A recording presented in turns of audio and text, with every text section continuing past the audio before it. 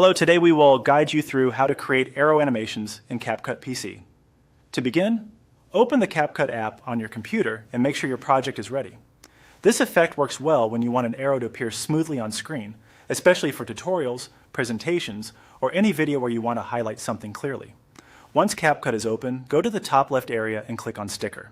This is where you can browse built-in graphic elements that can be added directly into your project. After that, use the search bar to look for an arrow. When you find an arrow style that fits your video, drag it onto the timeline.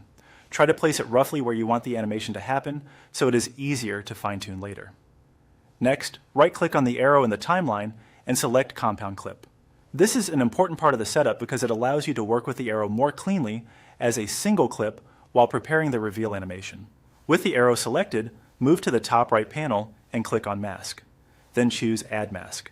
This mask will be used to create the illusion that the arrow is being drawn or revealed across the screen.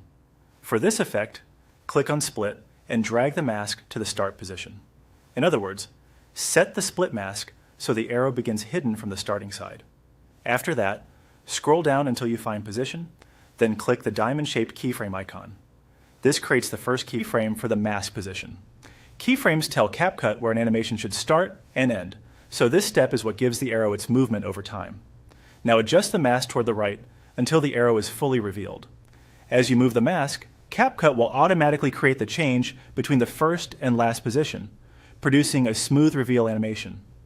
If needed, play the clip back a couple of times and check whether the motion feels too fast or too slow.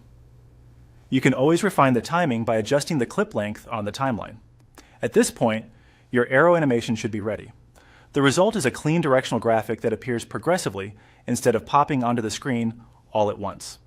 This simple method is effective and easy to repeat with different arrow styles whenever you need them.